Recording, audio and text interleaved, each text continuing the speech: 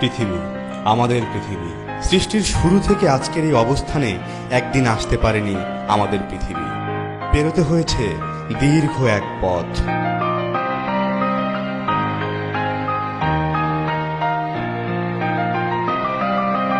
আর এই পথ চলতে চলতে দেখা হয়েছে অজস্র সৃষ্টিশীল মানুষের সাথে,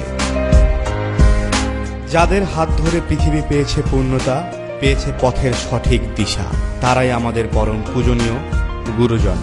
অন্ধকার রাতে গভীর হতাশায় আলেয়ার আলো।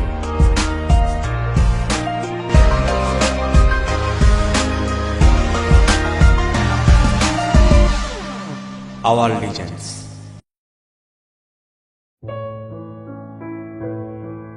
মানুষ মানুষের জন্য, এই মহান কথাটি বিশ্বাস করে একটি মানুষ তার জীবনের বেশিরভাগ সময়টুকু ব্যয় করেছেন।